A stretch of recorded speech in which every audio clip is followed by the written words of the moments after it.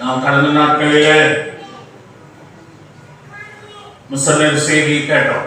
என்ன செய்தி? மிஷனரி செய்தி, மிஷனரி ஒழிய செய்திகளை நாம் தொடர்ந்து நாம் அனைவருக்கு சாட்சியாக ஆசீர்வாதமாக நாம் ஊழியம் செய்கிற பிள்ளைகளாக சுவிசேஷ அறிவிக்கிறவர்களாக காணப்பட வேண்டும். அப்படி நாம் செய்யும்போது உலகம் நமக்கு பல பட்டப்பெயர்களை கொடுக்கக்கூடிய கிறிஸ்தவனின் பட்டப்பெயர்கள் என்று சொல்லி 3 காரியங்களை போன வாரத்திலே பார்த்தோம். என்னெல்லாம் பார்த்தோம்? வாயாடி, அப்புறம் கொள்ளை நோய், அப்புறம் மெர்க்குரி. மெர்க்குரினா வெளிச்சத்தின் தேவன் என்று அர்த்தம். அப்போ இப்படிப்பட்ட பெயர்கள்லாம் உலகத்தால் நமக்கு கொடுக்கிறார்கள் என்று சொல்லி நாம் பார்க்கிறோம். அது குறித்து நாம் கலங்க வேண்டியதில்லை, நாம் பயப்பட வேண்டியதில்லை. உலகம் நம்மை பகைக்கிறது, நம்மை வெறுக்கிறது, நம்மை தூசிக்கிறது என்று சொல்லி நாம இடறி போக வேண்டிய அவசியம் இல்லை. அல்லேலூயா. அவைகள் நமக்கு நன்மைகளைத்தான் தன்மை ஒழிய தீமைகளை தரார். அதனாலே நம்முடைய தேவனுடைய நாமம் மகிமைப்படும். அல்லேலூயா. ஆமா. ஆகவே உலகத்தார் குறித்து பேசுவதை குறித்து நாம் கவலைப்பட்டால் ஊழியம் செய்ய முடியாது, சுவிசேஷத்தை அறிவிக்க முடியாது. எனவே இப்படிப்பட்ட பட்டப்பெயர்கள் நமக்கு அவசியம்தான். பவுலுக்கு அந்த பட்டப்பெயர்களை அவர்களை கொடுத்த போது அவர் சந்தோஷமா ஏற்றுக்கொண்டார். அல்லேலூயா. ஏற்றுக்கொண்டார். அது அப்படி அல்ல சொன்னாரா? இந்த மறுத்து ஒன்றும் பேசல, சுவிசேஷத்தையே தொடர்ந்து அறிவித்துக் கொண்டிருக்கிறார். அல்லேலூயா. இன்றைக்கும் மக்கள் மத்தியில் நாம் சுவிசேஷம் சொல்லும் போது முழுமையா சொல்லிட்டே இருக்கணும். அவங்க இடையிலேயே பேசுவாங்க, இடையிலேயே ஏதாவது ஒரு குழப்பத்தை உண்டாக்குவாங்க. அப்படி அவங்களை கொண்டு விட்டு கேட்க கூடாது அப்படின்னு செய்வான். நம்மளே குழப்பம் விடுவாங்க. நீங்க முழுமையா பூர்ணமா சொல்லி முடிச்சுட்டு அப்புறம் தான் அவங்க உங்களுக்கு என்ன எதுவும் சமயம் இருக்குதா கேட்கணும். அல்லேலூயா. பவுல் அப்படித்தான் செய்யறான். சுவிசேஷத்தை முழுமையா சொல்லிடுறேன். அல்லேலூயா. இயேசுவின் உயிர்த்தெழுதலையும் அவருடைய வாழ்க்கையை குறித்து என்ன செய்யறார்? ஜனங்களுக்கு அறிவித்தார். அல்லேலூயா. அதனால அவர் வாயாடி என்று சொன்னார்கள், கொள்ளை நோய் வந்திருக்கிறது என்று சொன்னார்கள், மெர்க்குரி என்று சொன்னார். ஆகவே இன்றைக்கு நம்ம 3 காரியம் பார்க்கிறோம். பைத்தியக்காரன் என்று சொல்கிறார்கள், அப்புறம் முதலாளி என்று சொல்கிறார்கள், உலகத்தை கலக்குகிறவன் வந்திருக்கிறான் என்று சொல்றார். 3 காரியம் நாளையே பார்க்க போறோம். கர்த்தர் தாமே நமக்கு உதவி செய்வாராக. 4வதாக கிறிஸ்தவனின் பட்டப்பெயரின் தொடர்ச்சியை பார்க்கிறோம். 4வதாக பைத்தியக்காரன். அப்போஸ்தலர் 26:24 நாம் வாசிக்கிறோம். கவனிங்க, நான் வாசிக்கிறேன். பவுல் தனக்காக உத்தரவு சொல்லுகையிலே டஸ்ட் உரத்த சத்தமாகி, பவுலே நீ பிதற்றுகிறார், அதிக கல்வி உனக்கு பைத்தியம் உண்டாக்குகிறது என்று சொல்லுகிறார். இந்த பெஸ்ட் என்பவன் தேசாதிபதியாக இருக்கிறான். அவனிடத்தில் இந்த பவுல் சுவிசேஷத்தை அறிவித்த நிமித்தமாக அவனை கொண்டு போகிறார். கொண்டு போகும்போது பவுல் ரொம்ப படித்தவன். அதனால அவன் என்ன சொல்றான்? அதிக கல்வி உனக்கு எனக்கு பைத்தியத்தை கொடுத்ததுனால நீ இந்த இயேசுவை பற்றி பிரசங்கம் பண்ணிட்டு அலையிற அப்படின்னு சொல்லி அவன் அந்த பெஸ்ட் சொல்லுகிறான், தேசாதிபதி சொல்லுகிறான் என்று பார்க்கிறோம். பைத்தியக்காரன் என்று சொல்லுகிறான். உலகம் நம்மை பைத்தியக்காரன் என்று சொன்னால் நாம சந்தோஷப்படலாம். அல்லேலூயா. ஆம். உலகம் இன்றைக்கு 2000 கிறிஸ்து மரித்து உயிர்த்தெழுந்து 2000 ஆண்டுகளுக்கு மேலாக ஆகியும் சுவிசேஷம் அறிவிக்கிறவர்களை, ஊழியக்காரர்களை, விசுவாச மக்களை உலகம் எப்படி சொல்லுகிறது? பைத்தியக்காரன், இருக்க பிடித்தவன், லூஸ் பிடித்தவன், எல்லாருமே பேசுகிறவன், அதெல்லாம் ஈஸ்வரன் கூப்பிட்டு என்ன பிரயோஜனம் அப்படியெல்லாம் சொல்லி இவன் மதத்தை பொறுப்ப வந்திருக்கிறான் என்று சொல்லியெல்லாம் சொன்னால் பேசுவார். அப்படி பட்ட பெயர்களை நமக்கு கொடுப்பார், உலகம் கொடுக்கும். ஆகவே நம்ம அதை குறித்து குறித்து நாம் பயப்பட வேண்டியதில்லை. அல்லேலூயா, பயப்பட வேண்டும். ஆபிரகாம் லிங்கன் அமெரிக்கா தேசத்தின் ஜனாதிபதி ஆனபோது ஒரு மனிதன் அவரிடத்தில் வந்து, நீ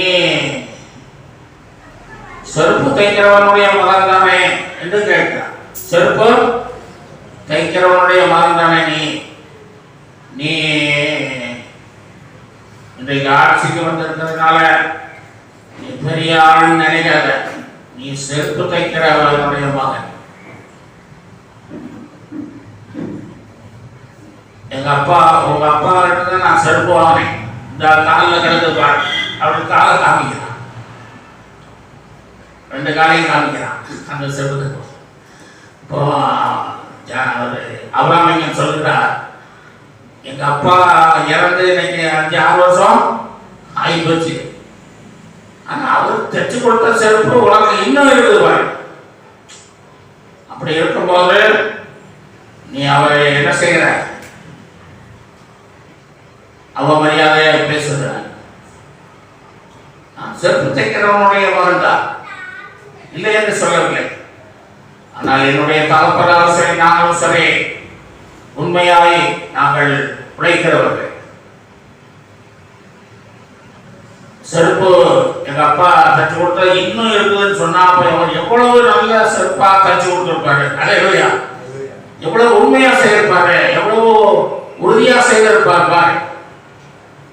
அதை நீ சொல்ல மாட்டேங்க. ஆனா நீ வந்து குற்றம் சொல்லுகிற காரியங்கள் சரியல்ல என்று சொன்னார். அல்லேலூயா, இப்படி பல விதத்திலும் நம்மை ஜனங்கள் பார்ப்பார். 2 கண்கள் நம்ம பார்த்தா ஜனங்கள் எப்படி பார்ப்பாங்க, 10 கண்களை பார்ப்பாங்க. அதை நம்ம தப்ப முடியாது. ஆனாலும் கூட உலகம் என்ன சொன்னாலும் அதை பற்றி கவலைப்படுது. அல்லேலூயா, கவலைப்படுகிறார். 1 கொரிந்தியர் 1:18 வாசிக்கிறோம், சிலுவை பற்றிய உபதேசம் கெட்டுப்பவர்களுக்கு பைத்தியமா இருக்கிறது, ரட்சிக்கப்படுகிற நமக்கும் அது தேவ பலனாய் இருக்கிறது. சிலுவை பற்றிய உபதேசம் கெட்டுப்போகிற மக்களுக்கு தான் பைத்தியமா இருக்குது இல்லையா? ரட்சிக்கப்படுற நமக்கு எப்படி இருக்கு, தேவ பலன். சுவிசேஷத்தை அறிவிக்க உங்களுக்கு தேவ பலன் இறங்கி வரும். அல்லேலூயா, கிறிஸ்துவின் உயிர்த்தெழுதலை பிரசவம் பண்ணுவதன் மேல பூரண கிருபை உண்டாயிருந்தது என்று வாசிக்கிறோம்.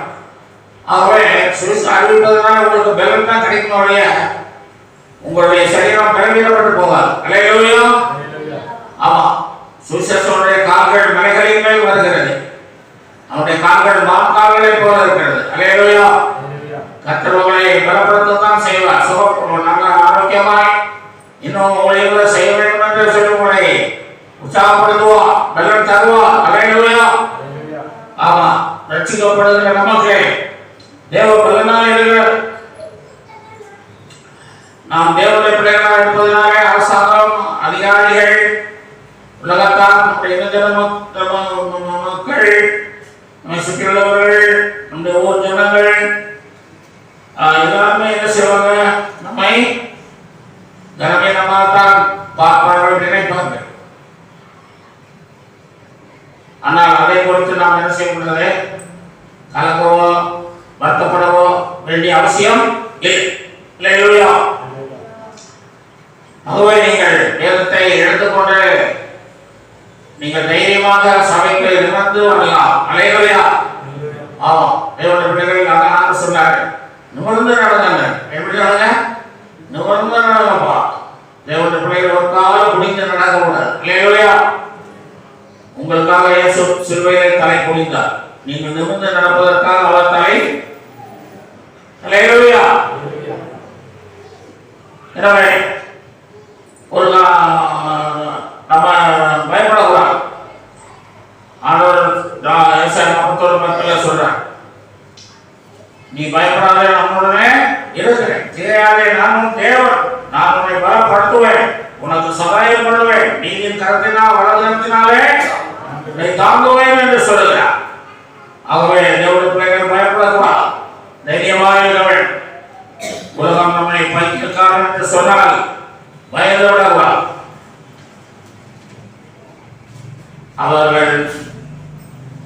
அவர்கள் தான் பைத்தியக்காரர்கள் என்று வேதம் சொல்லுது. தேவனுக்கு முன்பாக எப்படி இருக்குது?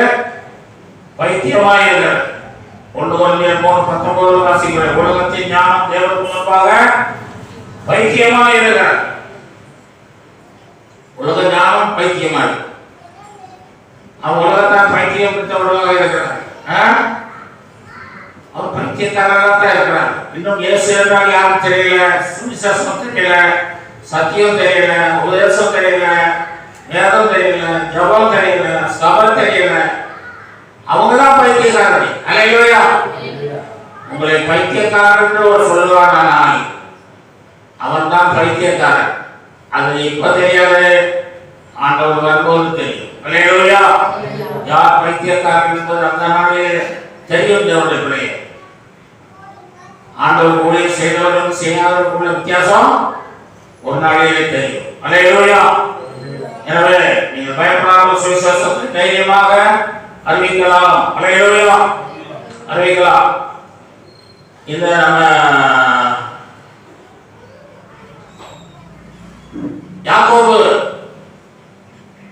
அண்ணனுக்கு பயந்து என்ன செய்யறார்? ஊரை விட்டு நாயகமணி விட்டு ஒரு பேசவா என்ற தேசத்துக்கு செல்கிறார். செல்லும்போது வழியிலே ஒரு இடத்துல அவர் இருட்டி சூரியன் ஆசிரமம் ஆகிட்டதுனால அவர் அங்கே படுத்துக்கிட்டார். அந்த இடத்துல என்ன பேரு? லூஸ் பேர். என்ன பேரு? லூஸ். யாக்கோபும் அந்த பேருக்கு தக்கமாக லூஸ்னா பைத்தியம் தானே, பைத்தியம் கேட்டு என்ன சொல்லணும், பேருக்கு தக்கபடி அங்க என்ன செய்யறாரு? புலம்பிட்டு படுத்துருக்கார்.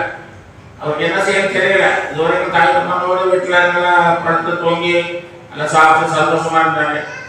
அன்னைக்கு பிரயாணப்பட்டு வந்து அம்மா கொடுத்தது சாப்பிட்டு போடுறேன். அப்புறம் அவர் கவலைப்பட்டு என்ன செய்யறாரு? எல்லாத்தையும் வந்துட்டோமே, நம்ம இனி எப்படி இருக்க போறோம், என்ன செய்ய போறோம் சொல்லி தனிமையில அவர் பேசுவாரு. தனிமையில அவர் கவலைப்பட்டிருப்பார், உலகையிலே இருந்திருப்பார். திருத்துமாறு லூஸ் லூஸ் இடத்துல வந்ததுனால அவருக்கு லூஸ் பிரச்சனை. ஆண்டவர் என்ன செய்யறாரு? அவருக்கு மேலான வார்த்தை பேசினார். அல்லேலூயா. யாக்கோபே, நீ பயப்படாதே, நான் உன்னோட இருப்பேன். உன்னை போகிற இடத்தையே உன்னை காப்பாற்றுவேன்.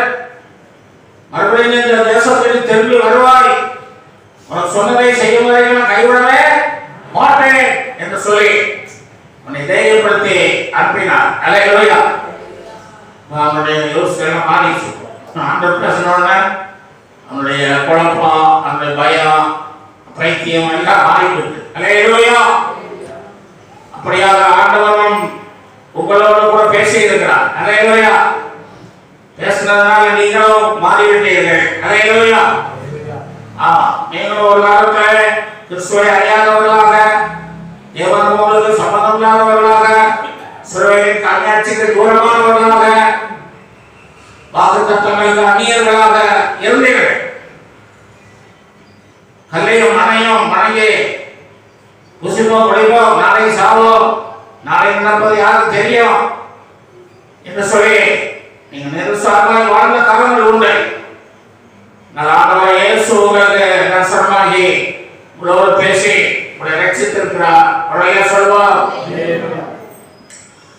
அதனால நீங்களும் பைத்தியம் தெரிந்து என்னமா யோசனை போய் பாட்டு வந்துட்டீங்க. அதனால ஆண்டவர் உலகம் என்ன சொல்லுது? நம்ம ஒரு தேவசீசன் சொல்லிட்டு மறுபடியும் அந்த திருவழியா போனீங்கன்னா அந்த லூஸ் போடுறான் அப்படிமா. என்ன சொல்லுவா? அந்த லூஸ் வருதுடா, அந்த திருக்கு வருதுடா அப்படிமா.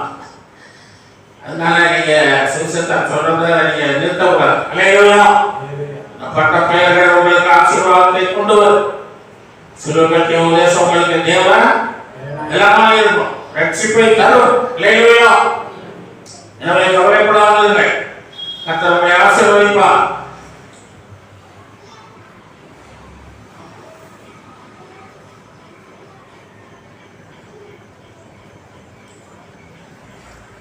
அப்போஸ்தலர் 5:40 அப்போஸ்தலர்கள் அவருடைய யோசனைக்கு உடன்பட்டு அப்போஸ்தலரை வரவழைத்து அடித்து இயேசுவின் நாமத்தை குறித்து பேசக்கூடாது என்று கட்டளையிட்டு அவர்களை விடுதலை ஆக்கினார்கள்.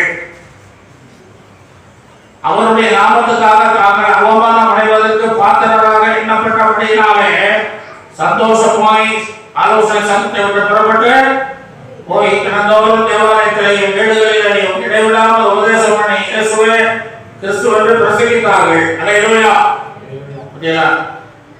இந்த சீசர்களை அடிச்சு நொறுக்கி இனிமேல் பேசக்கூடாது, இயேசுன்னு இனிமேல் சொல்லாது, வாயில வரக்கூடாது, வந்தனா பார்த்துக்கோ அப்படின்னு சொல்லி அடிச்சு அனுப்பிட்டாங்க.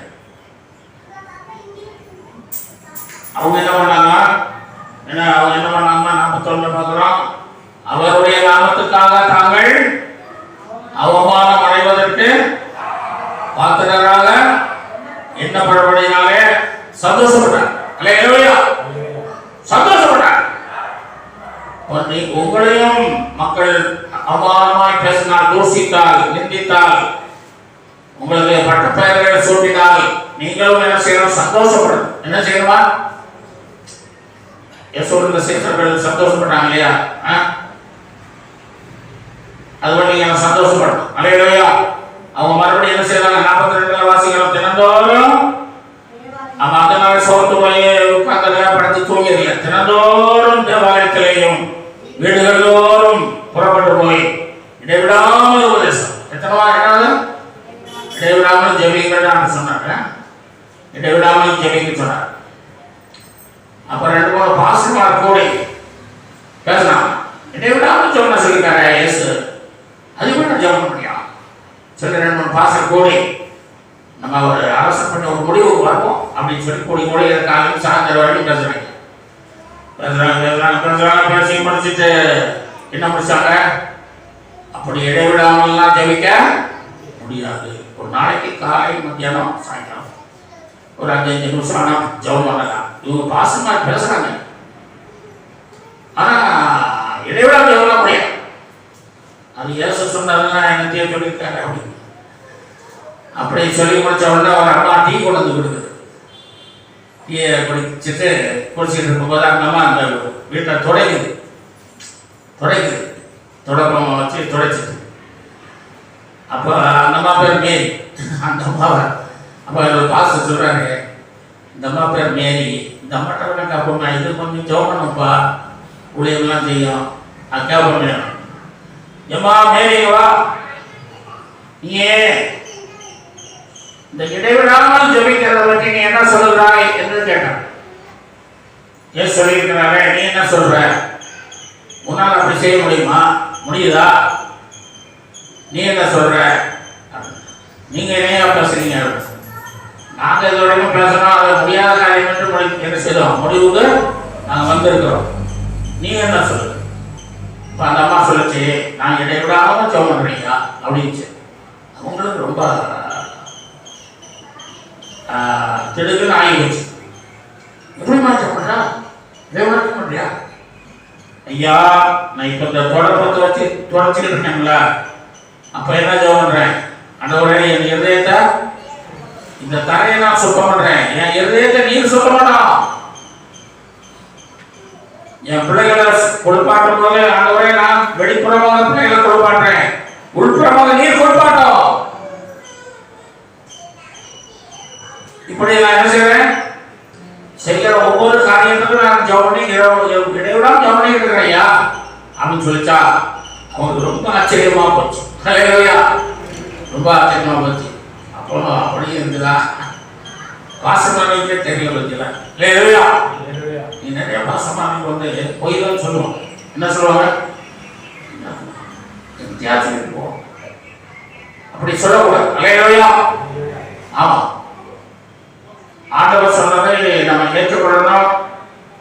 முடியலைன்னா ஆண்டவரே சொல்லணும், ஆண்டவரே அப்படி ஜெபம் முடியலையா, மன்னித்துக் கொள்ளுங்க. இல்லையா? அப்படி வாங்க.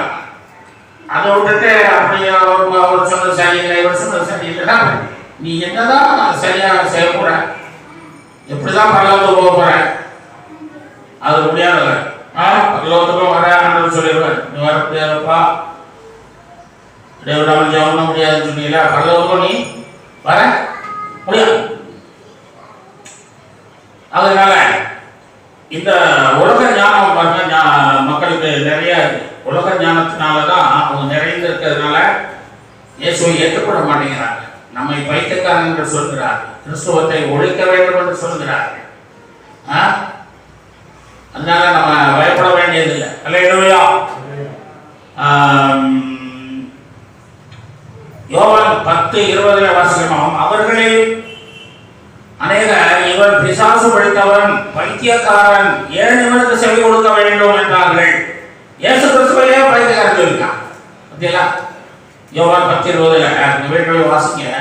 இயேசுவையே சொல்றான், இவன் பிசாசு பிடித்தவன், இவன் பைத்தியக்காரன், இயேசுவையே சொல்றான். அந்த ஒரு குருடனுடைய கண்ணை ஆண்டு திறந்ததுனால அங்க இருக்கிற ஜனங்கள் எல்லாம் சொல்றான். அதுல இந்த பரிசேஷன் இந்த குற்றம் பார்க்கிறவங்க எல்லாம் அங்க வந்து ஜனங்கள் நிறைய பேர் விசுவாசித்து யாரோடைய வார்த்தைகளை கேட்டு ஏற்றுக்கொள்ளும் போது அவனுக்கு கொடுக்க வந்து இதெல்லாம் கேட்காதீங்கப்பா, இந்த சொல்றத கேட்காதீங்க, அதெல்லாம் நமக்கு ஏற்றதில்ல, நம்ம வேற வேற இவன் சொல்ற வேற என்று சொல்லி குழப்பத்தை உண்டாக்குற பவுல் சொன்னார் 1 கொரிந்தியர் 4:10 நாங்கள் கிறிஸ்துவின் நிமித்தம் பைத்தியக்காரர் என்று சொல்லி தன்னை ஒத்துக்கொள்கிறார். அல்லேலூயா. இந்த உலக ஞானம், யோபின் மனைவிக்கு உலக ஞானம் இருந்துச்சு. என்ன ஞானம் இருந்தது? உலக ஞானம் இருந்தது. தேவனை பற்றிய ஞானம் யோபுக்கு இருந்தது. அதனால அவனுக்கு வந்த கஷ்ட நஷ்டங்களில் அவன் மனைவி வந்து என்ன சொல்றா, என்னையா இன்னும் சோதனை பண்ணிட்டே இருக்கிறீரே, ஆண்டவரையா தூசிச்சுக்கிட்டு இருக்கிறீரே, அவரை நோக்கி ஏன் ஜெபம் பண்ணிட்டு இருக்கிறீரே, நீ தூசித்து என்ன செய்யும், ஜீவனை விட்டுணும், முடிஞ்சு போச்சு, அவ்வளவுதான் அப்படின்னு சொல்லு. அவர் என்ன சொல்றாரு, அவர் தேவ ஞானத்தில் உள்ளவர், இவன் உலக ஞானத்தில் பேசுகிறார். அவர் சொல்றாரு, ஆண்டவர் நன்மை நிறைய செய்தார்கள், நமக்கு எவ்வளவு நன்மைகள் செய்த இதுவரை காத்து நடத்தினாரு. சில தீமைகளை நாம் சகிக்கத்தான் வேண்டும், தீமைகளை சகிக்க வேண்டாமா அப்படின்னு சொல்ற சொல்லி அவளை பத்தி என்ன சொல்றாரு, நீ பைத்தியக்காரி போல பேசுகிற, பைத்தியம் பிடித்து பேசுகிற என்று சொன்னார். ஆகவே உலக ஞானத்தில் இருக்கக்கூட எவ்வளவு கஷ்டம் நஷ்டம் நம்முடைய வாழ்க்கையில வந்தாலும் ஆண்டவர் விட்டு விலகக்கூடாது. அல்லேலூயா. என்னுடைய தகப்பனார் கடை வியாபாரம் பண்ணினார், பெரிய கடை வைத்து நடத்தினார். சின்ன சின்ன கடைக்காரங்களாம் எங்க கடையில் வந்து வாங்குவாங்க, லாரியில சரக்கு வந்து இறங்கிட்டே இருக்கும். அப்படி செய்து கொண்டிருந்தாலும் கூட அவனுக்கு எங்க சொந்தக்காரங்க நிறைய இருக்கிறாங்க, எங்கப்பட்ட சொந்தம். அவங்க எல்லாம் வந்து மாமா அக்கா மச்சான் வந்து என்ன செய்யறாங்க, கடை நிறைய வாங்கி போயிட்டாங்க. பிறகு புது கடை அப்புறம் அது போல வந்து மாமா அது தர முடியல, இனி கரெக்டா ஒரு 3வது கடை அப்படியே எங்க அப்பா கொஞ்சம் இழந்த மனசை கொடுத்துடுவாரு. கொடுத்து எல்லாம் நஷ்டமா இருந்துச்சு. எல்லாமே அடையெல்லாம் மூடி போட்டுட்டு சோகசி வரட்டும். அல்லேலூயா. கொஞ்சம் நஷ்டம் தான், இருந்தாலும் எங்க அப்பாவோ அம்மாவோ கர்த்தர் மறதில்லை. அல்லேலூயா. எவ்வளவு கஷ்டம் நஷ்டம் வந்தாலும் யோபின் மனைவி போல தேவனை தூசிக்க கூடாது. அல்லேலூயா. குறை சொல்லக்கூடாது, குற்றம் சொல்லக்கூடாது. தன் பிள்ளைகளை உணர்கிறவன் யார்? தன் பிள்ளைகளை உணர்கிறவன் யார்? நம்ம பிள்ளைகளை தான் உணரணும் ஒழிய தேவனுடைய பிள்ளைகளை பிள்ளை செய்தான்னு சொல்லிட்டு கூடாது. அல்லேலூயா. அவங்க ஜாக்கிரதையா இருக்கணும். கர்த்தர் ஆசீர்வதிப்பாராக. ஜென்ம சுவாபம் உள்ள 1 கொரிந்தியர் 2:14 ஜென்ம சுவாபம் உள்ள மனுஷனும் தேவனுடைய ஆவிக்குரியவைகளை ஏற்றுக்கொள்ள மாட்டான், அவைகள் அவனுக்கு பைத்தியமாக தோன்றும். அப்போ தேவ ஞானத்துக்கும் இவைகளை ஆவிக்குரியவைகளை ஜென்ம சுவாபமான மனிதன், இந்த உலக மனிதர்கள் ஜென்ம சுவாபம் உள்ள மனிதர்களாக இருப்பதனால ரட்சிக்கப்படாதவர்கள் ஏற்றுக்கொள்ள மாட்டார்கள், அவர்களுக்கு பைத்தியமாக தோன்றும் என்று ஆண்டவர் சொல்கிறார். எங்களுக்கோ கிறிஸ்துவின் சிந்தை உண்டாயிருக்கிறது. கிறிஸ்துவின் சிந்தை இருந்தால்தான் ஒரு மனுஷன் ஏற்றுக்கொள்ளலாம். அல்லேலூயா. தேவனுக்குரியவர்களை அங்கீகரிப்பான். கிறிஸ்துவின் சிந்தை ஒவ்வொரு மனிதனுக்கும் இருக்க வேண்டும். அதற்காக நாம் ஜெபிக்க வேண்டும். கர்த்தர் நம்மை ஆசீர்வதிப்பாராக. 5வதாக முதலாளி அப்போஸ்தலர் 2:24-5 நசரேய மதவேதத்துக்கு முதலாளியாகவும் இருக்கிறான் என்று சொல்லி பவுலை பற்றி சொல்கிறார். மத பேதத்துக்கு முதலாளி என்ன சொல்றது? அப்போ நசரேயனாகிய மறுபேரும் இயேசு கிறிஸ்துவுக்கு நசரேயனா இயேசுவுக்கு ஒரு மதம் இருக்கிறது, கிறிஸ்தவ மதம். அந்த மதத்துக்கு இவன் முதலாளியாக இருக்கிறான் என்று சொல்லி அவரை சொல்லுகிறார். முதலாளியர். ஆம், அன்மையானவர்களே, நம்மை முதலாளி என்று சொன்னால் நமக்கு ஒரு சந்தோஷமா தான் இருக்கு இல்லையா? சில சும்மா நான் போடுவாங்க முதலாளி வாங்க, சில கடையாக வச்சிருப்பாங்க, அவன் முதலாளி, அவன் மகன் வருவான், முதலாளின்னு கடைக்காரரை கூப்பிடுவாங்க. மகன் வந்தாங்கன்னா சின்ன முதலாளிம்பாங்க அல்லேலூயா. அது மாதிரி இயேசு உலகத்துக்கே முதலாளி அல்லேலூயா. உலகத்தெல்லாம் படைத்து ஆண்டு வருகிற பெரிய முதலாளி இயேசு தான் அல்லேலூயா. ஆமா, அவராலே தான் இந்த உலகம் எல்லாம் சிருஷ்டிக்கப்பட்டது என்று நம்ம வாசிக்கிறோம். அவரால் தான் சிருஷ்டிக்கப்பட்டது, அவருக்கென்றும் நமக்காகவும் அவருக்கென்றும் சிருஷ்டிக்கப்பட்டது. ஆகவே ஆண்டவர் முதலாளியாக இருக்கிறார், நம்ம ஒரு சின்ன முதலாளியாக இருக்கிறோம் அல்லேலூயா. அப்படி ஊழியத்தை செய்யறதுனால நம்ம முதலாளியாக இருக்கிறோம் அல்லேலூயா. ஆண்டுடைய ராஜ்யத்தின் ஆசீர்வாதங்களை மக்களுக்கு எடுத்து கொடுக்கிறோம், அதான் முதலாளி அல்லேலூயா. சுவிசேஷத்தை அறிவிச்சு அந்த குடும்பத்துக்கு ஒரு ஆசீர்வாதத்தை போட்டீங்கன்னா நீங்க தான் முதலாளி அல்லேலூயா. ஆமா, அதனால முதலாளி சொன்னோம்னா பெருமை உங்களுக்கு வர வேண்டாம் அப்படிங்களா? பவுலுக்குள்ள அந்த பெருமை வரல அல்லேலூயா. அப்போஸ்தலர்கள் எல்லாரையும் நாம் செஞ்சவன் என்று தன்னை தாழ்த்தினார். தாழ்மைதான் இருக்கணும், பெருமை வரக்கூடாது அல்லேலூயா, வரக்கூடாது.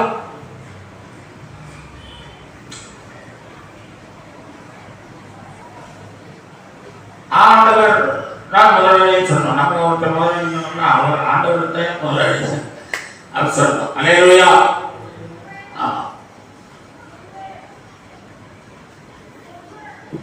அந்த பெருமையை நாம் ஏற்றுக்கொள்ளக்கூடாது.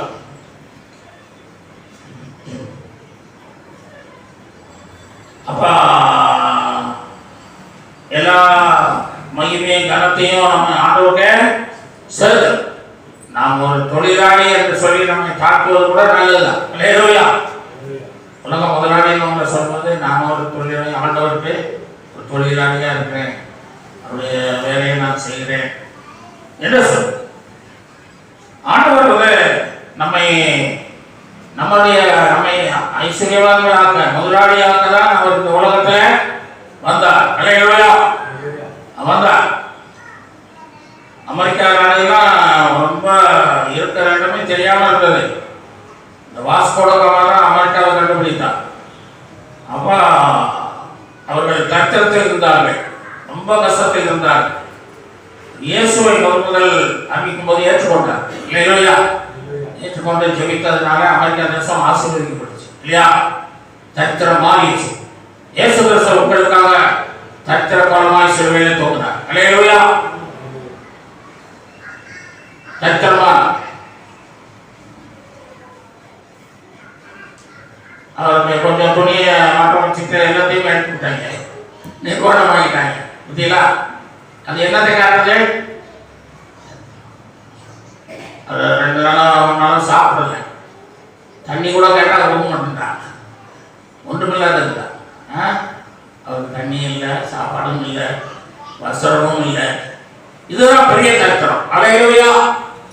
ஒரு ஐஸ்வர்யமான நாக்க அவர் சரித்திரமானார் அல்லேலூயா. அவர் ஐஸ்வர்ய சம்பன்னராக இருக்கிறார் என்று வேதம் சொல்கிறது.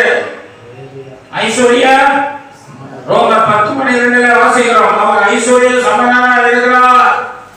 பிலிப்பியர் 4:13 வாசிக்கிறோம். தேவன் நம்முடைய ஐஸ்வர்யத்தினுடைய ஒரு குறைவெல்லாம் கிறிஸ்து இயேசுவுக்குள் மகிமையிலே நிறைவாக்குவார். God shall supply all your needs. உங்கள் குறைகளை மகிமையாய் நிறைவாக்குவார் அல்லேலூயா. மகிமையாய் நிறைவாக்குவார். ஆண்டவருக்கு ஆண்டவருக்கு பேங்க் இருந்துச்சோமா? பேங்க் ஆண்டவருக்கு பேங்க் இருந்ததா? அவருக்கு பேங்க் இருந்தது. அவருக்கு ஏடிஎம் இருந்தது. அவரிடத்தில் வரி கேட்டபோது என்ன சொன்னார்? ஒரு மீனை பிடித்து தூண்டில் போட்டு அது வாயை தர வெள்ளி பணம் இருக்கும் கொடு. அல்லேலூயா. அந்த மீன் தான் அவருக்கு பேரு. அல்லேலூயா. அந்த மீன் வாயிதான் அவருக்கு ஏடிஎம். அல்லேலூயா.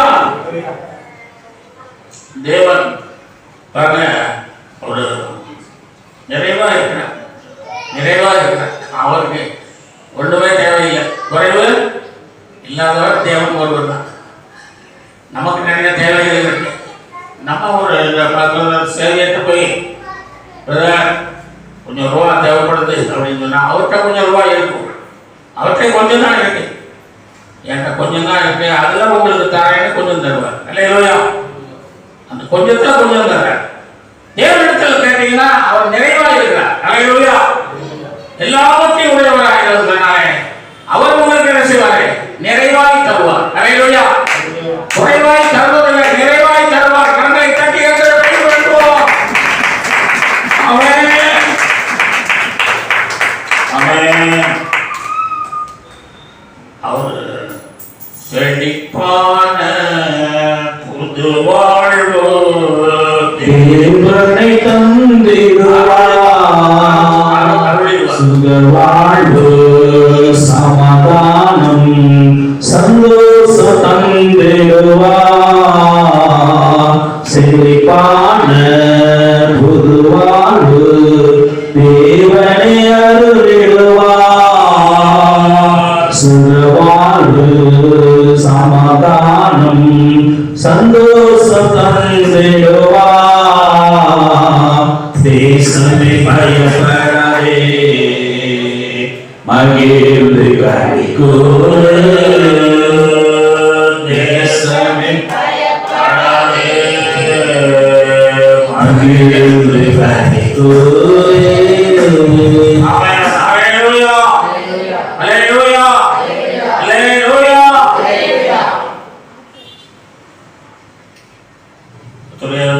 நமக்கு மேம்பட்டவராக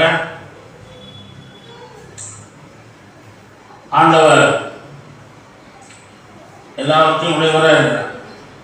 அவர் நிறைவாய் நம்மை ஆசீர்வதிக்கிறார். அல்லேலூயா. ஆமா, நம்ம ஆண்டவர்கிட்ட வந்ததுனால நம்ம கருத்தரமா இருப்பது அவருக்கு பிடிக்கிறது இல்லை. நம்முடைய கருத்தரத்தை மாற்றதான் இயேசு வந்தார். அல்லேலூயா. ஆமா, நம்ம இயேசு ஏற்றுக்கணும். கடவுளை அறியாமல் இருப்பது அது ஒரு தரித்திரம். அல்லேலூயா. கடவுளை ஆண்டவரை அறியாமல் இருப்பது அது தரித்திரம். எல்லா கருத்தையும் மாற்றிருக்கார். ஒருவேளை நமக்கு கஷ்டம் இருக்கலாம், கடன் இருக்கலாம், அது தரித்திரம் அல்ல. அல்லேலூயா. நம்ம ஆண்டவர் என்ன செய்திருக்காரு? கிறிஸ்துவுக்குள் ஐஸ்வர்யமாய் மாற்றி இருக்கிறார். அல்லேலூயா. கிறிஸ்துவுக்குள் 1:2 அண்ணா சொல்லுகிறார், கர்த்தர் தரித்திரம் அடைய செய்கிறவராக இருக்கிறார், ஐஸ்வர்யமடைய பண்ணுகிறவருமாய் இருக்கிறார் என்று சொல்கிறார். ஆபிரகாமை சீமானாக்கி இருந்தார். முதலாளி, பெரிய முதலாளி இருக்கிறாரு. ஒன்று லாபம் போற ஆபிரகாம் இப்ப என்ன ஆயிட்டாரு? பார்த்தீங்கன்னா ஈசாக்கு 100 மடங்கு ஐஸ்வர்யப்பட்டு பெரிய ஐஸ்வர்யவன் ஆகிட்டாராம். வர வர வித்தியாசமே போனாராம். அல்லேலூயா. பாருங்க, அதெல்லாம் வாசிக்கும் ரொம்ப சந்தோஷமா இருக்கும். எதத்தை வாசிக்க வாசிக்க வாசிக்க நீங்க அறிக்கை செய்றீங்க. என்ன செய்றீங்க? வாசிக்கிறீங்க, அறிக்கை செய்றீங்க. அப்ப அந்த ஆசீர்வாதம் உங்களுக்கு வரும். நீதி உண்டாக இருதயத்தில் விசுவாசிக்கப்படும், ரட்சிப்பு உண்டாக வாயினாலே அறிக்கை செய்யப்படும். அறிக்கை செய்யணும். வேற நீங்க வாசிங்கன்னா அறிக்கை செய்றீங்க, அதனால உங்களுக்கு ஆசீர்வாதம் வரும். அல்லேலூயா. ஆமா, ஈசான் 100 மடங்கு ஆசீர்வாதம் பெற்றான். 100 மடங்கு ஆசீர்வாதம் வர வர ஐஸ்வர்யனாகி வர வர விருத்தி அடைந்தார். அப்படி ஆசீர்வதித்தே இருந்தீங்கன்னா உங்களுக்கு அந்த ஐஸ்வர்யம் வரும். அல்லேலூயா. அதிசயம் தான் வரும். நம்ம ஈசாக்கின் பிள்ளைகள், ஆபிரகாமின் பிள்ளைகள், யாக்கோபின் பிள்ளைகள், ஈசாக்கின் பிள்ளைகள். அல்லேலூயா. நம்முடைய முற்புதாக்கள் பெற்ற ஆசீர்வாதம் எல்லாம் வரும். யாக்கோபு 2 மடங்கு பெரிய ஆசீர்வாதம் அமைஞ்சாரு. அல்லேலூயா. அல்லேலூயா. அவர் சமூகம் என் சந்தோஷமே, அது நிறைவான சந்தோஷமே. என் பாத்திரம் நிரம்பி நிரம்பி வழியுதே, ஆனந்தமே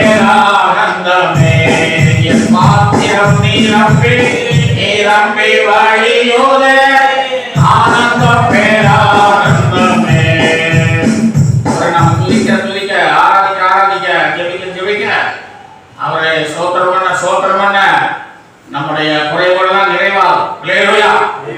ஆமா, நிரம்பி வழிகிற ஆசீர்வாதம், ஐஸ்வர்யம் நிறைய வரும், ஆசீர்வாதம் நிறைய வரும், நல்ல பலன் சுகம் கிடைக்கும், எல்லா நன்மைகளும் தருவார். அல்லேலூயா. குறைவுகள்லாம் மாற்றிடுவார். இனிமானுடைய வீட்டை கற்று விசாரிக்கும் போது குறைவு இருக்காது. என் குறைவு இருக்குன்னா நீ இன்னும் உங்ககிட்ட தான் அந்த குறைவு இருக்கு. அதனால நீங்க இன்னும் பரிசுத்தப்படையணும், இன்னும் நல்லா துதிக்கணும், ஆராதிக்கணும். அல்லேலூயா. பரிசுத்தமா இருந்தாலே உங்களுக்கு எல்லாமே வந்துட்டு இருக்கும். ஒரு வேலை சொல்லுங்க, சுத்தம் இல்லாம செய்யும் சுவாது போடுன்னு சொல்லுவாங்க. நீங்க சுத்தமா இருந்தாலே எல்லா ஆசீர்வாதம் உங்களை தேடியே வரும். ஒரு வேலை சொல்லுவா ஆமென். கர்த்தரை சோதனை பண்ணுவோம். ரோமர் 12:8 வாசிக்கிறோம். முதலாளியானவன் ஜாக்கிரதையா இருக்க கடவுள் என்று வாசிக்கிறோம். முதலாளியானவன் ஜாக்கிரதையா இருக்கணும். ஜாக்கிரதையா நம்ம அந்த உலகத்துல வாழணும். நம்ம யாரும் முதலாளியாக்கி இருக்காரு. ஆமா, அதனால சுவிசேஷ அறிவிக்கிறதுனால முதலாளி, இயேசு ஏற்றுக்கொண்டதுனால முதலாளி, ஆலயத்துக்கு போனதுனால முதலாளி, ஞானம் பெற்றதுனால, அபிஷேகம் பெற்றதுனால, அவருடைய பிள்ளைய மாறினால முதலாளி. அவர் முதலாளி, நாம் சின்ன முதலாளி. அல்லேலூயா. அப்படி இருக்கும்போது நம்ம ஜாக்கிரதையா இருக்கணும். பவுல் சொல்றாரு ரோமர் 12:8 முதலாளியா இருக்கிறவன் எப்படி இருக்கணும்? ஜாக்கிரதையா இருக்கணும். ஜாக்கிரதை எவ்வளவு பிள்ளைக்கு ஒரு ஜாக்கிரதை. ஒரு தொழில் செய்தா ஜாக்கிரதையா, வேலை செய்தா ஜாக்கிரதையா செய்யணும், வீட்டை சுத்தம் பண்ணா ஜாக்கிரதையா செய்யணும். எந்த வேலை செய்தாலும் ஜாக்கிரதை. அவனுடைய சம்பவத்துக்கு வந்தாலும் ஒரு ஜாக்கிரதை. அல்லேலூயா. அது உங்களுக்கு நல்லது. ரோட்டில் நடந்து போனீங்கன்னா ஜாக்கிரதை. அல்லேலூயா. ஆமா.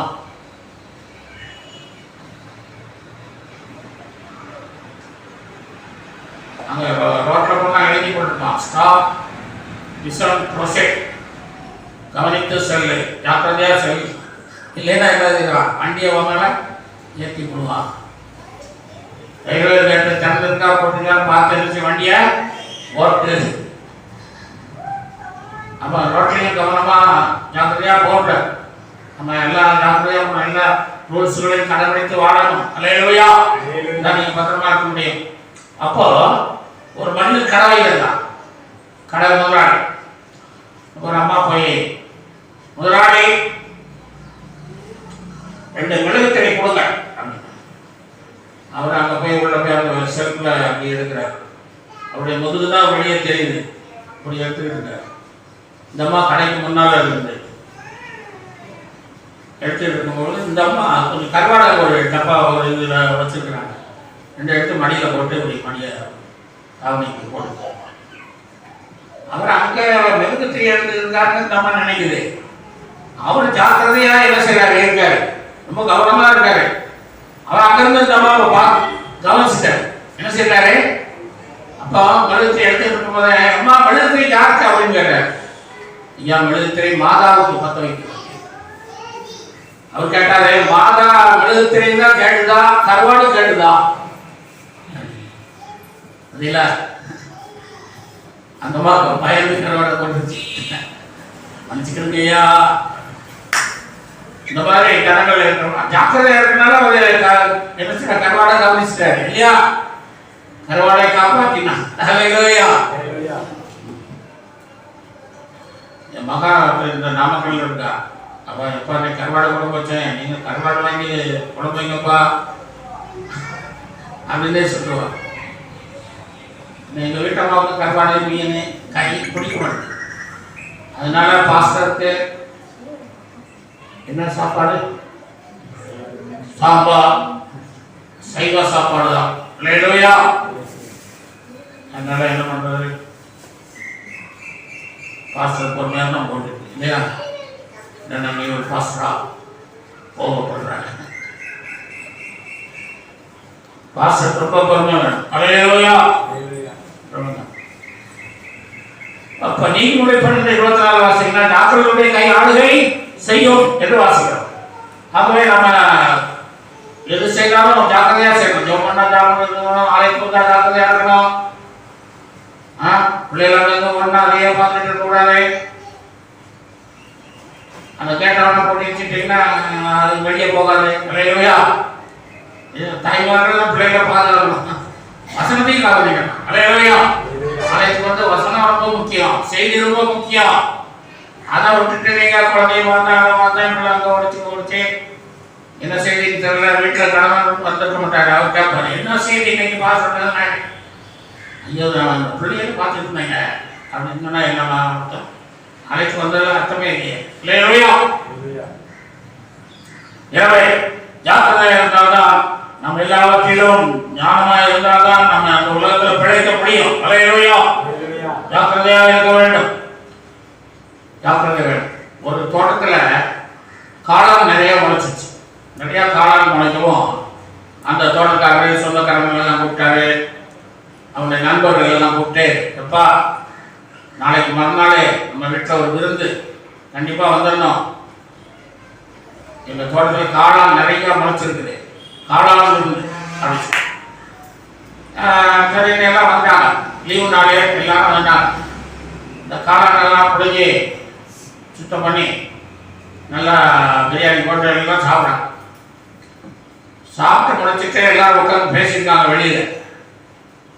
அங்கே உள்ள ஒரு பாத்திரத்தை உருட்டுற மாதிரி சட்டம் கேட்குது. பாத்திரம் உளுந்து ஐயோ உள்ள கொஞ்சம் காளான்லாம் வச்சோமே, எதுவும் வந்து சாப்பிட்டோம் என்ன தெரியல அப்படின்ட்டு உள்ள போய் பார்க்குறாரு வீட்டுக்காரர். பார்த்தா அங்கே ஒரு பூனை இருக்கு, பூனை இருக்கு.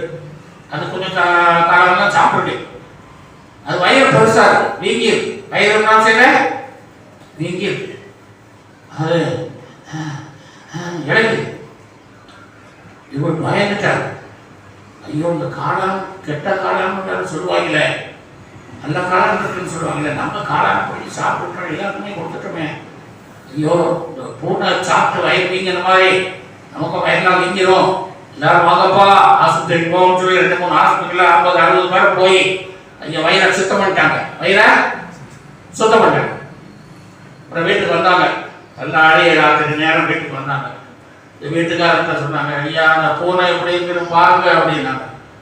இவரு பூனையை தேடி பார்த்தாரு. அது ஒரு பூனையில 4 குட்டி போட்டிருக்கு. ஒரு அழகுங்க எப்படி பாருங்க, அந்த குட்டி இருந்ததுனால வயிறு வைக்கிறது. இவங்க என்ன வேண்டாம், இவ்வளோ கஷ்டப்பட்டு பிரியாணி செய்து எல்லாரும் கூப்பிட்டு கொடுத்து கற்று வயிறை சுத்தம் பண்ணி எல்லாம் காஞ்சி போனாங்க. ஏன்னா ஒரு ஜாக்கிரதை இல்லை. என்னல்ல, பூனையை நல்லா கவனிச்சிருக்கணும். ஏன்னா இவங்க பூனையை சரியா கவனிக்காதனால வயிறு வீங்கி இருக்குன்னு சொல்லி அது இழைக்க வேலை செய்தா பூனை சாக போகுது, நம்மளும் செத்துருவோன்னு இன்னும் பயந்துட்டான். எனவே தேவன் சொல்லுறான், நீங்கள் எதை சாப்பிட்டாலும் என்ன செய்யுங்க, ஸ்தோத்திரத்தோடு சாப்பிட்டால் அது உங்களுக்கு ஒன்றும் செய்யாதுன்னு சொல்றேன். அல்லேலூயா. ஆமா, சொந்தம் இடத்துல ஆர்எஸ்காரங்களாம் விஷம் வச்சுட்டாங்க சாப்பாட்டில். சமையல் செய்ய வேண்டாம். மெட்ராஸ்ல இருந்து 50-60 இருந்திருந்தாங்க 2 பஸ்ஸில். அவங்களுக்கு விஷம் வச்சுட்டாங்க. அப்போ நாய்க்கு முதல்ல போடுப்பான்னு சொல்லி அந்த ஆர்எஸ்காரன் நாய்க்கு வாங்கி போனான். நாய் சுட்டு போச்சு.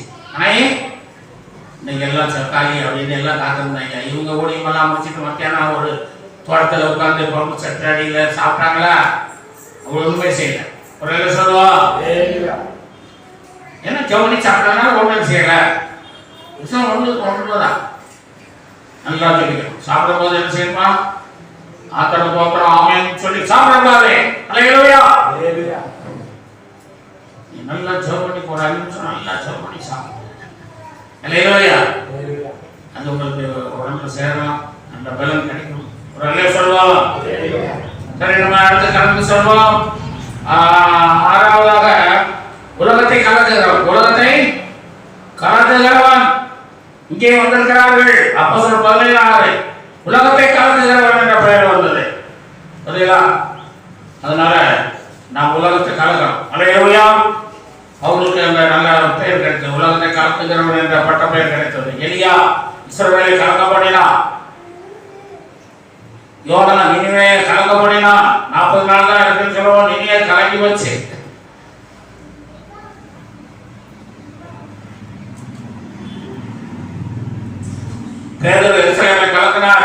பிலிப்பு சமாரியாவை கலக்கினார். யாக்கோபு பட்டயத்தாலே கொலை செய்யப்பட்ட இஸ்ரவேல் ஜனங்களை கலக்கினார். யோவான் தேவான் ரத்த சாட்சியாக கழித்து ஆண்களுடைய பிள்ளைகளுக்கு மத்தியில் ஒரு பெரிய கலக்கத்தை ஏற்படுத்தினார். யோவான் வெளிப்படுத்தின விசேஷத்தை எழுதி நம்மையும் கலக்குகிறார், உலகத்தையும் கலக்குகிறார். அல்லேலூயா. அதை வாசி பார்த்தீங்கன்னா வெளிப்படுத்தல் எப்படி இருக்கும், உங்களுக்கு பயத்தை உண்டாகும். ஆனால் நீங்கள் அதை வாசிக்கணும். நீங்கள் ஆண்டோடைய வகையில எடுத்துக்கிறீங்க, எடுத்துக்கொள்ளப்படுறீங்க. அதுக்கு பிறகு தான் அந்த வெளிப்படுத்தலில் உள்ள சாபங்கள், அந்த 7 முத்திரைகள், 7 கோபக்கரசங்கள், 7 தூதர்களுடைய அழிவுகள், தூதர்கள் அழிவுகளை உண்டாக்குகிறதுனா அப்புறம் தான் நடக்குது. சரியா? அன்றைக்கு சாட்சிங்க. ஆனால் நீங்கள் கவலைப்படணும்னா வாசிங்க. வாசிக்கும் போது இன்னும் ஆண்டவரை நிறுத்துவீங்க. அல்லேலூயா. ஆண்டவரை நிறுத்தி ஆசீர்வதிக்கப்படுவீர்கள். அல்லேலூயா. அப்படியாக நம்ம போன வாரத்தில் பார்த்தோம், வாயாடி குலை நோய் மெர்க்குரி என்று சொன்னார்கள். இந்த வாரத்தில் நம்ம பார்க்குறோம், பைத்தியக்காரன் முதலாளி உலகத்தை கலந்து பார்த்தோம். இது ஒரு மிஷனரி செய்தி. கர்த்தர் தாமே இந்த செய்தியின் மூலம் உங்களையும் உங்களுக்கு செய்கிற ஊழியர்களையும் ஆசீர்வதித்து உங்களுக்கு உள்ள பட்ட பெயர்களை தந்து நீங்கள் பயப்படாமல் வாழ, தைரியமாக வாழ, கர்த்தர் வருகிற ஆத்மாக்களோடு கர்த்தரை சந்திக்க கர்த்தர் உதவி செய்வாராக. ஆமென்.